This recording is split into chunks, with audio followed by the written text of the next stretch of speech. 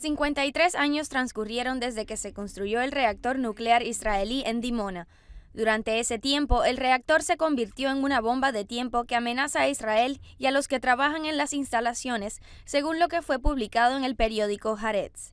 Científicos israelíes han hablado de que el viejo reactor que fue construido en los años 60 se ha convertido en un peligro para su entorno, debido a los largos años transcurridos desde su construcción.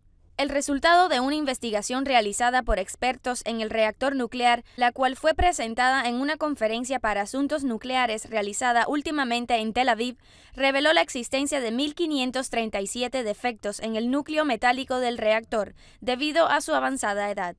Fuentes bien informadas dijeron que a pesar de la confirmación de los científicos de que estos defectos indican que existe un problema, el temor sobre las condiciones del reactor fue evidente durante la conferencia, ya que dichos reactores están diseñados para que funcionen durante unos 40 años solamente, por el temor a que no puedan resistir debido a consideraciones técnicas, estructurales y científicas.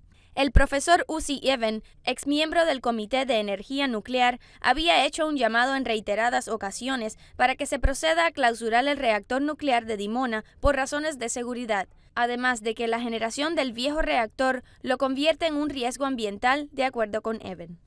Cuando trabajaba en el reactor hace ya largos años, existía una flota de autobuses pertenecientes a la compañía Edge en el patio trasero del reactor.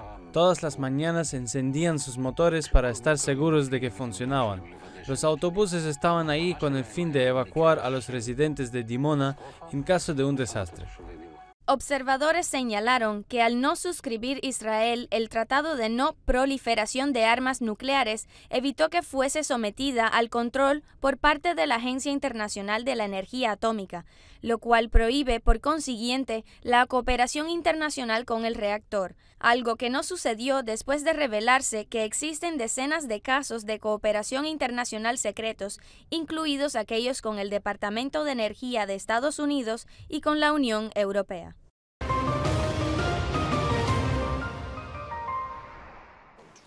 La tercera ronda de diálogo sirio concluyó con la ausencia casi total de la delegación de la conferencia de Riad durante la mayor parte de las 2 semanas que duró el intercambio. En los últimos días se han intensificado las reuniones con la delegación del gobierno sirio y el mayor espacio de este debate ha sido dedicado al punto de vista del gobierno sirio sobre la solución política a partir de la formación de un amplio gobierno nacional. Jaafari pareció satisfecho al final de esta ronda de conversaciones por la ruta que éstas tomaron. Puedo describir esta ronda en su conjunto como útil y constructiva. Hoy respondimos a todas las preguntas y aclaraciones proporcionadas por el equipo internacionalista encabezado por el enviado especial Staffan de Mistura, y todas fueron preguntas y aclaraciones que abordaron temas importantes.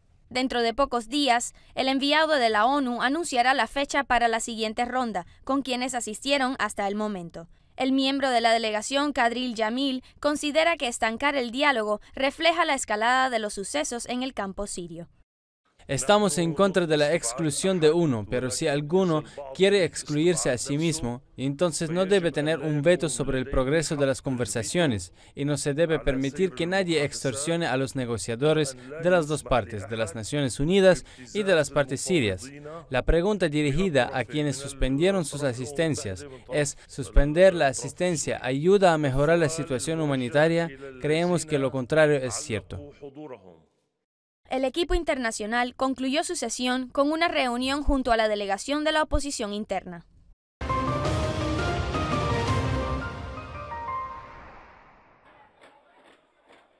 Esta vez se logró el quórum para realizar la sesión del Parlamento iraquí, la cual fue presidida por el presidente de la Cámara Legislativa, Salim al-Jiburi. La sesión se inició en presencia del Consejo Presidencial y todos los bloques políticos, con la excepción de los diputados en huelga, llegando el número de asistentes a 181 diputados. El primer ministro asistió preparado para presentar la nueva formación de su gabinete. Se espera dar inicio a la sesión, pero fue interrumpida por las protestas de los diputados en huelga siendo trasladada posteriormente al Gran Salón del Palacio de Convenciones. Acto seguido, todo se desarrolló con total normalidad, otorgando un voto de confianza a 6 de los ministros y posteriormente levantando la sesión hasta el próximo jueves, con la esperanza de completar la votación por los ministerios faltantes. Después de fracasar en su intento de impedir la realización de la sesión o de mantener su propia cohesión, los diputados en huelga informaron sobre su intención de impugnar ante la Corte Federal la legitimidad de la sesión en la que se procedió a otorgar el voto de confianza,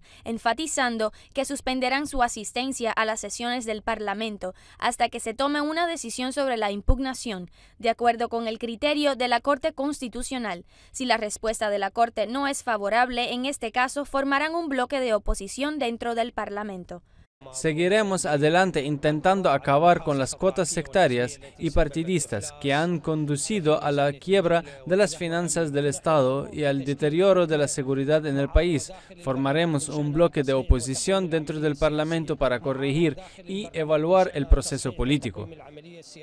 Las carteras ministeriales que han sido favorecidas con el voto de confianza luego de remover a sus titulares son los ministerios de Educación Superior, Salud, Electricidad y Recursos Acuíferos, mientras que ha sido aplazada para el próximo jueves la votación para el Ministerio de Cultura, Juventud, Transporte y Comunicaciones en espera de las nuevas nominaciones.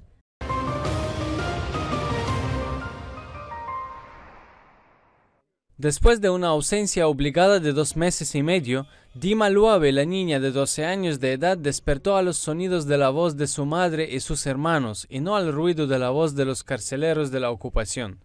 Dima, la prisionera palestina más joven, regresó a su casa y al seno de su familia, pero su vida ya no es como lo era antes. Ahora se siente más triste y preocupada después de una experiencia que fue superior a su edad. Primero nos trasladaban en un autobús de hierro en invierno. El autobús era frío y ellos ponían a funcionar el aire acondicionado en frío. Cuando llegábamos a Aufar ya sentíamos mucho frío. Su familia confirmó que Dima estuvo sometida a una gran presión, sobre todo durante los interrogatorios a los cuales asistió sola, sin sus padres, estando en presencia de un investigador israelí que la amenazaba y le gritaba, así como recordaba la niña. Cuando la detuvieron, por supuesto la golpearon, la pisotearon, la interrogaron más de 7 investigadores. Claro, su sufrimiento en el autobús y los juicios. Sufría de daños y me contaba de los grilletes, cómo lesionaban sus manos y piernas. Dima fue detenida el 9 de febrero pasando cerca de su escuela, bajo el alegato de poseer un cuchillo, y fue presentada ante un tribunal militar israelí. Su situación es igual a la de 450 niños menores de 16 años de edad que se encuentran en cárceles israelíes. La mayoría de ellos habían sido detenidos tras el estallido de la revuelta de Jerusalén.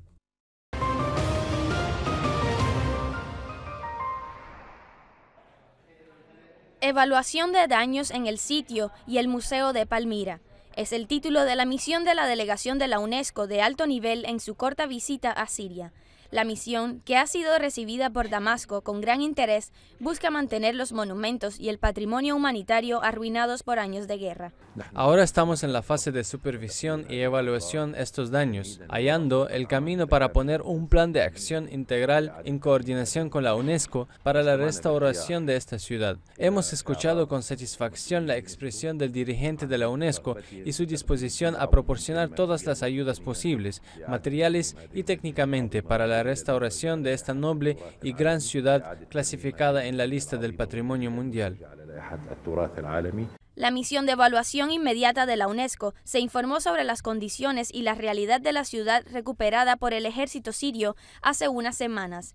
De acuerdo con evaluaciones, el 80% de las antigüedades de Palmira está en buen estado. Estas observaciones se incluirán en un informe completo de la misión que se presentará al Comité Mundial del Patrimonio. Los arqueólogos sirios presentaron su visión sobre el mecanismo de movimiento para el mantenimiento de lo que sufrió daños, en espera de una acción seria internacional que los respaldara en salvar tesoros arqueológicos del mundo en Siria.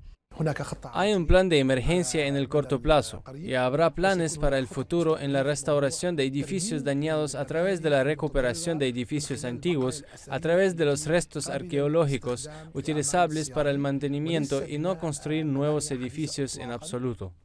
Los expertos sirios esperan la decisión de la UNESCO para unir los esfuerzos de sus miembros y coordinar las funciones, las donaciones y la asistencia técnica para la restauración de las antigüedades de Siria. El comienzo será Palmira, pero el camino incluye muchos otros monumentos dañados.